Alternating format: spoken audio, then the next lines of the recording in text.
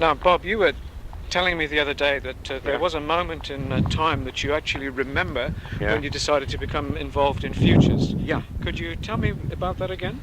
Yes, I was in Hiroshima, and I did, after I had written a book about the survivors of Hiroshima, I did a TV story for German television, and I interviewed a couple.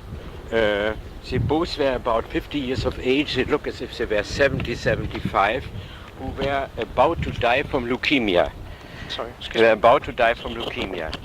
And the man asked me, how is it that these, and that was, and I must say, that was in 55.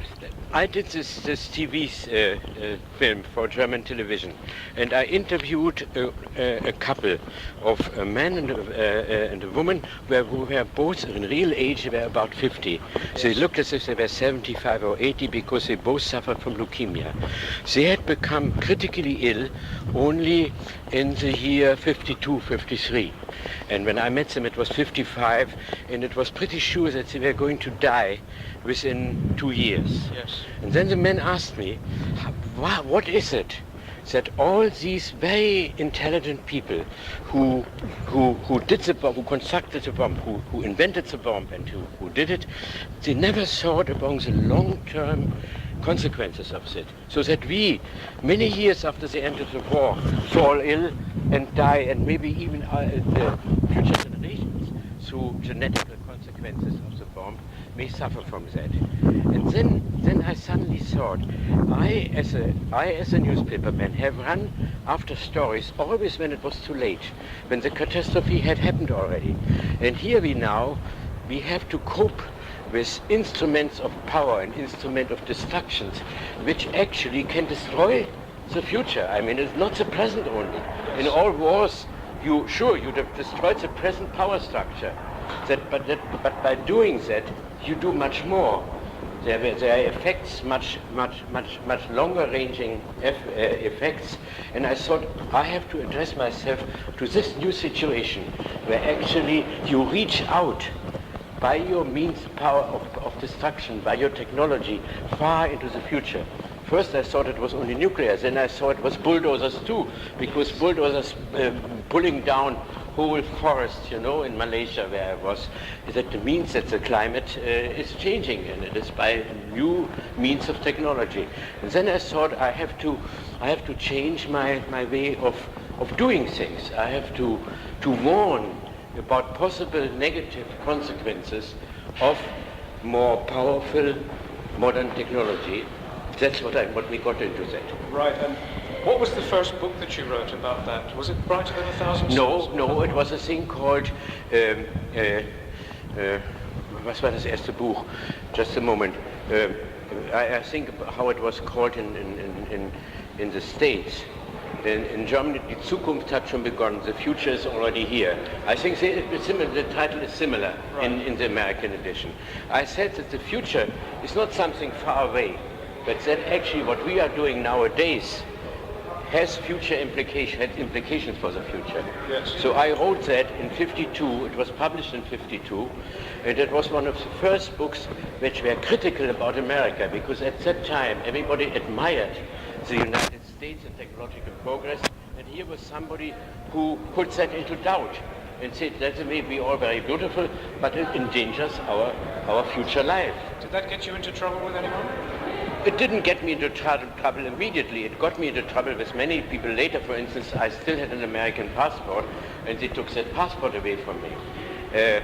But not right away. They did later on because I was too often on TV, and then they said, well, you always, because at that time, when you are a naturalized citizen, you had to come back every second year to the States. So they took that as an excuse to take the passport away from me. I see. But on the whole, I don't want to exaggerate that. I have never been really threatened in a dangerous way. I have been thrown out of papers, for instance, of a paper, a weekly I wrote for 15 years. They threw me out because of my stand, Weltwoche in Switzerland, and I now had to myself left the paper. I did a column on two papers, a monthly popular science because I was too critical of science and technology. Yes. Uh, So what was the next major book after that? The next major was Brighter Than a Thousand Suns, and Brighter Than a Thousand Suns was actually the story of the atomic scientists and how they got to how the family, the international family of physicists who knew each other, who were an open society among themselves, who exchanged information in an open way, suddenly became enemies, became adversaries, because we were on two sides you're on two sides in the war. Yes. And in fact, it's very interesting that I based one thing I told there has later turned out to be wrong because I didn't have access to the papers which were held secretly because some of the Germans who had worked on the atomic bomb on the German atomic bomb had told me we never achieved the bomb because we didn't want to. We didn't give it enough energy and enough urgency because we really were afraid that Hitler might get the bomb. Now it turns out that they really never could make this decision because this decision was made long before by the General Staff who said we don't want to give any money for that because we win the war anyway without an atom bomb. So they somehow constructed a kind of a legend in order to get entry into the international community again, and they used me for propagating that legend, and since then I have publicly said that I was misled there and that this was a mistake because I just couldn't see these papers of the general staff were kept secret and the Americans had them only, and there was an American researcher, Walker, who got access to it and who convinced me he was right and not me. I see. Now I'd like to ask you about three Yeah. other things. One is your involvement in the establishment of the World Future Studies Yeah, Federation. yeah, Another is the book that you wrote called the Everyman Project. yeah. And then more recently your Yeah. work with Futures Workshops. Yeah, quite right. Well, the first thing I can tell you is very simple. I was very active in peace work right after the war. And then one day, Jerry Hunius, who was sent over to me from the English Quakers, came to me and said, he came to Vienna where I lived at that time and said, Mr. Jungk, don't you have a potent idea for the peace movement? Because the peace movement is stagnating and we can't get ahead. And I said, yes, I think I have one. Because the peace movement always talks about fights war and fights against the weapons. That's all good, but it never gives an image of how peace would look. You never get a positive image of what peace might be and what benefits people would derive from that peace, apart from not being cut to pieces and not being killed.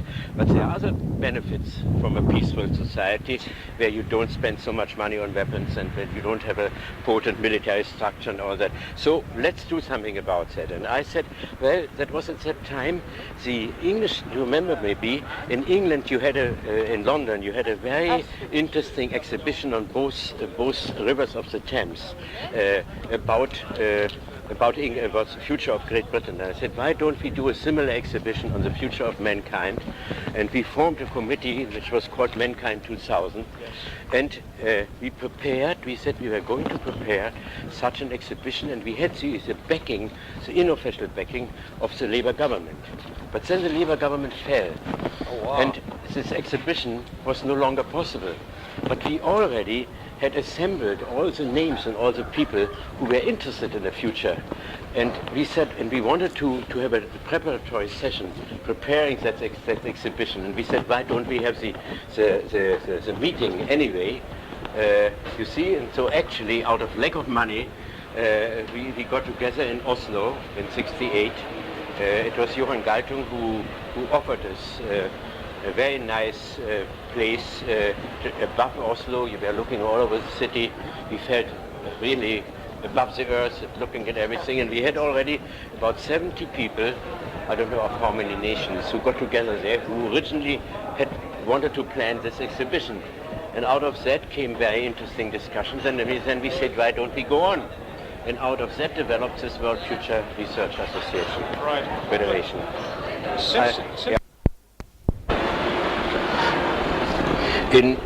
In Oslo we decided to meet again because it was a new experience. What was most important, it was an interdisciplinary, it was not only an international, it was an interdisciplinary experience. You had sociologists there, you had psychologists there, you had political scientists there, you had people who were interested in the future of technology, and for the first time you had this kind of interdisciplinary group working together in discussing the future. Yes. That was very important. And when we said we have to go on, continue with that, and I don't know how it happened then that the next station was Kyoto. There was in 1970 there was the Osaka World Exhibition, and that's probably why the Japanese got money to get us there to Kyoto. And we had this session, future conference in Kyoto, which was very important because it was the first time that we got in more Asian participants. You know, we got the Asian participants because it was very good that we moved away from Europe. And that was a principle from then on, that we should, as much as possible, move to parts of the world where otherwise people didn't meet. Yes. So, I mean, the next one was Rome, because Eleonora and Irades, you know, that was this Catholic organization, had taken a very important part in developing futures in a certain direction. Can you just tell me the name of the Catholic organization? It wasn't clear there. Irades. I don't know what it means. There are these there are E-R-A-D-E-S, Okay. Irades. Okay. And the man who ran it was a man called Pietro Pace. He was so. Why they were interested was this. Wellesley Wesley and myself had opted from Oslo on, and in Kyoto even more, what we called human futures. Yes. The other ones mainly talked about technological futures or social future. We said human future. If the human personality is forgotten and the development of the human personality is neglected, then we won't have a good future. You understand? So we were, and in this sense, in a very curious way, our people who helped us on that were the Catholics, because they also think about the human soul, and you know, it's very curious. It's still true now. It's still true now. Yes, yes. Yeah. So there was a kind of natural alliance which came out of that. Yes. And you still had in Kyoto and also in Rome, you still had the technocrats there too. Sure. But our interest was to further this what we call human futures. Yes, it still seems to me even more important as time goes by. Yeah, I think As so too. technology races, as you know so Yeah. well, Yeah. the human element tends to be left behind. Exactly. In a way, that's getting ahead, because we come then to social innovations and the Institute for Social Inventions. But before we get that far, you wrote a book called The Everyman Project. Yeah, exactly. That came out in '73, and the main thesis of the book was that the real treasures for the futures are not in the soil. The real resources, the more important resources, are the resources within man. Yes. And most of these resources are neglected because many people are arrested in their development at a certain age, and also they are arrested by the fact that the human development is seen only as educational development, that you learn more and more and know more and more. But you don't look at your inner sources of imagination and what is in you. So the thesis of the book said actually in men there are hidden resources which never come up, which are never which we should help to develop. And meanwhile, I had been around in the States. I went. You remember in 1950 there was this very famous lecture by Guilford on creativity. He created the word creativity. And I saw that probably one key to the future would be human creativity. Yes. And so I went around to all the institutes. I mean, there was a real, how should I say, an avalanche of publications from 1950 on creativity. How do you develop creativity? When you say you went around to the institutes, in what country was that? In America, all in the States. It all started there. There was a Journal of Creative Behavior. Yes. And there were different institutes in Buffalo and in Michigan. That's when I think I met John Platt here. You know, I went out to University of Michigan. And actually, I wrote that book, you know, we have Project Everyman, we called it. It was called in English. And in German, what was it called Der Jahrtausendmensch, the man of the change of the millennium, in German. And in French it was called much the best, Paris sur l'homme. We have to bet on men, betting on men. This was the French title, and I think that actually was the best title for it. I guess today, it conveyed best what it was. Yeah. I guess today you'd say betting on people. Betting on people, yeah, that's right. Yes. Yeah. Now, around the same time, you also gave a paper at a conference in Hawaii. I may be wrong. Was it 1972, called Three Modes of Futures Thinking? Yes, that's right. Yeah. When you. That was Hawaii 2000. That was that right. conference Hawaii 2000. And in that paper, you did something very important, as far as I'm concerned. Yeah. That is, you began to put some definition on the notion of critical futures thinking. Yeah. Yeah. Could you just say a little about that? What do you think it is? Do you well, I thought there were two ways of. I mean, there was critical futures where you analyze, and critical futures where you imagine. I think I called it imaginative criticism. So you think what might be wrong, what could be different. I can't render it exactly. I don't know. My thinking has changed a lot since then, and I don't know. Maybe you go better back to the source. And I probably read it more recently than you did. Yeah, more recently than I did. Sure, sure. No, but what I want to imply that even in criticism, you can't rely only on your analytical power. You also have to think how could it be better, and then you compare what you imagine of a better state to the present state, which is a different approach from the usual thing. Usually you attack it frontally, and I attack it not only frontally by dissecting and discerning, but saying, well, what might be, which does not come into being because we don't do enough about it. You understand? You compare it with a possible and souhaitable and a wanted future. You compare the present with a wanted and what you call and the people you wished, wanted future, beyond the future. Yes. Right. And I was very much influenced by that by Dubois, Right. Pierre Dubois. So that brings us up to the early 70s. So what were you doing towards the end of that decade, towards the end of the 70s, early 80s? Well, I tell you before, I was called, I was offered teaching possibilities at the university in 68, 67. Which university? Technical University in Berlin. Yes. And I started a course there on future technologies, mainly about futures. It's the first time that you had a futures teaching in any German university.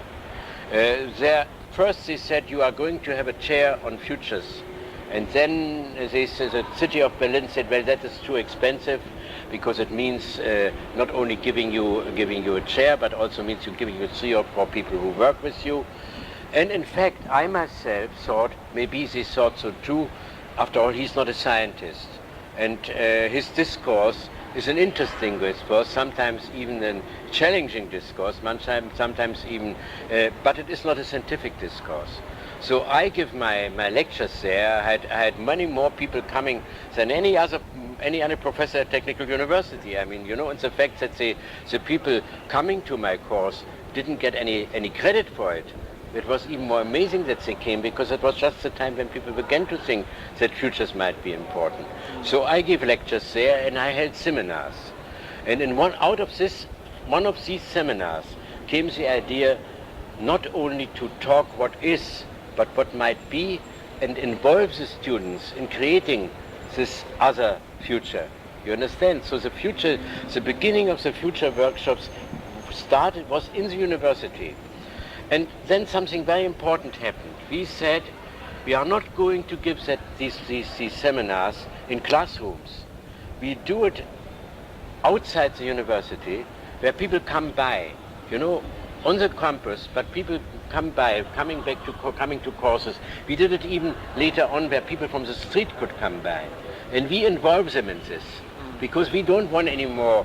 After all, that was after 68. We don't anymore to have that closed university, this ivory tower university. We want it up to the public, to the community.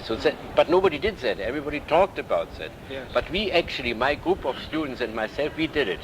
We went to a place on the grounds of near technical, I think was as an entrance, where people passed by, and when somebody came by and stopped and said what's going on, they said please come in, listen to that, you can talk too, you understand? And this way actually we created, so to say, the first Futures workshop. Now I was very lucky that my most active pupil was Norbert Müller, who later on wrote that book with me, who urged me all the time, well, you go on doing that all the time, why don't we write a book about that? Yes. So at the end of the 70s, we wrote that book and published that book. You see? You also had a very important part in the creation of the UK Institute for Social Inventions. Yes, I mean, I would say that they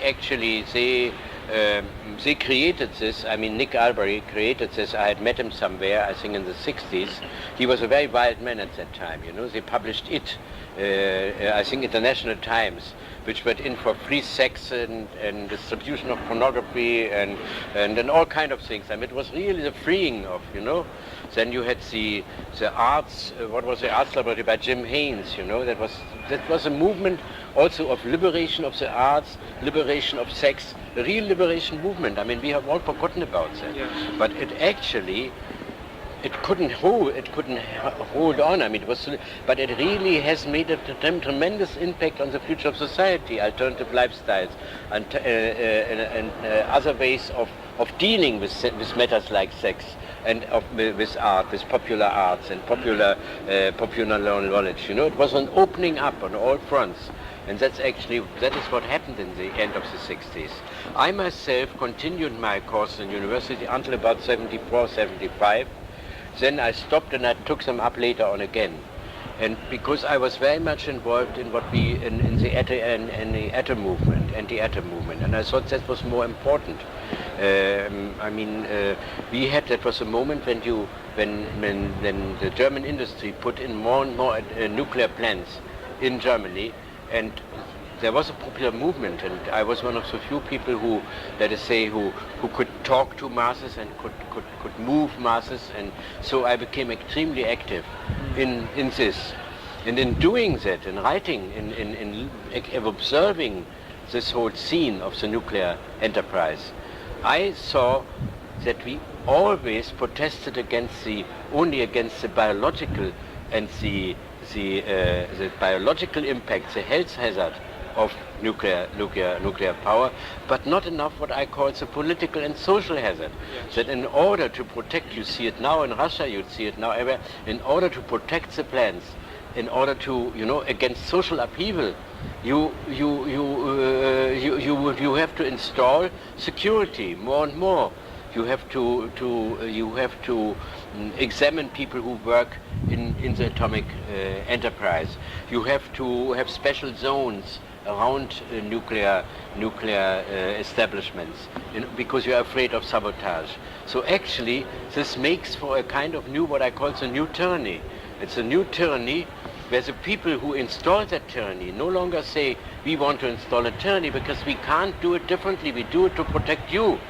But what they are really after is not only the nuclear power, but is a political power they can derive from that, because they become the protectors of the citizens, you understand?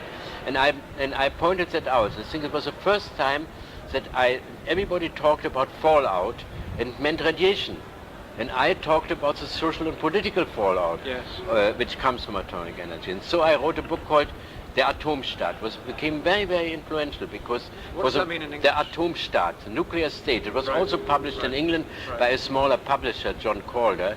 And in the State, I don't think it was ever published in the State. I'm not sure. It can have been published in the State. It was published in France. It's very interesting. And the publisher was bought up by the power industry, so that he couldn't go on publishing that. He published it, but he didn't do anything. He didn't any propaganda for the book. He didn't send it to reviewers, because they felt that was a dangerous thing. Yes. Especially in France, you always have that kind of freedom. And now you suddenly have a new power in. Everybody thought nuclear power was beautiful. It would give people more freedom because there was more energy.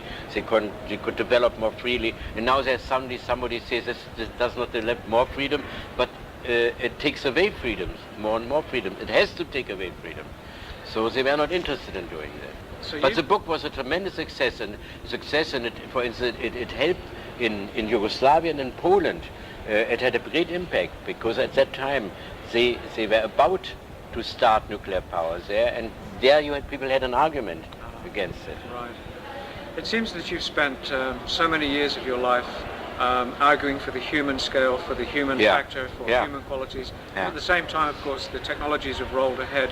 How do you see it in 1991, 92, now that you've got futures workshops up, there's the World Future Studies Federation in operation, there's the Institute for Social Inventions. Do you think that the human cultural side is beginning to balance out the technical one, or is there still a very serious problem? I think it's still a very serious problem, but on the other hand, I feel that more and more people are doing futures workshops, and I tell you why. You have had in the 1980s now, 1990s, you had these immense upheavals in the East, in East Germany, in Russia, in everywhere. But people think that they are against totalitarian power, but they see also that representative democracy is not enough. I mean, it cannot bring in all what the people really are, the grievances of people and the wishes of people.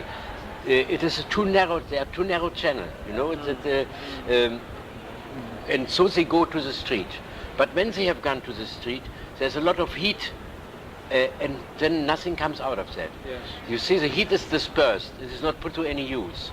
So I feel that between mass demonstration and representative democracy, we need a new democratic institutions, where people who have grievances and who have ideas and who have wishes can express their grievances, their wishes, their ideas. And that's where the future workshops come in. Yes. And so we see now that they do that all over the place without anybody advocating it. I never formed a party, I mean, they do it in England, Institute of Social Invention, but the exciting thing was in East Germany now. It has sprung up all over the place, mainly in communities who want to reorganize and say, well, how can we do it differently? And here's one man who just was in Dessau, and in Dessau is a famous Bauhaus, and people got together and said, how can we rebuild Dessau with the help of citizen ideas? And he says it was still very disappointing because people came up with all these ideas, and then the Dessau government, city government, didn't do anything about it. So what you actually have to do, you have to develop from there also citizens' power, not only, otherwise it's like what Al Toffler did. You have a possibility to talk, but you don't have the possibility to be politically effective. Yes. And then it actually can be counterproductive, because it gives the people the illusion of democratic government instead of giving them really democratic government. You understand? Yes. And I mean, so there has been a lot of sprouting up of future workshops all over the place, not only among people who want to express their views, but also in business. Business takes it over the word. And you know, the word has become popular, the notion future workshop. And they for instance, they had in a big industrial exhibition in North Rhine-Westphalia, the energy producers, who are my deadly enemies, they put up a thing called future workshop because we are creating the real future, you understand, by getting more and more energy and so. So it's misused, yes. The word, you know. Now, I believe that you're writing your autobiography at this point. Yeah. Looking back over your whole life, what are apart from the things that I've already mentioned, what are the key insights, apart from democracy and the other things you've been talking about, that emerge from that process? Well, the key insight is a kind of human quality we have to develop. And I don't say that I'm a privilege to that. I just had that experience. I feel the most important thing is to never give up. You know, I feel that you have this big danger in many development nowadays, that people give up too early. They see that they have wanted to do something, then it doesn't come about right away, then there are opposite forces, and then they say, well, we can't do anything about it. They just, you know, they give up, they resign. And my main experience is one should never resign.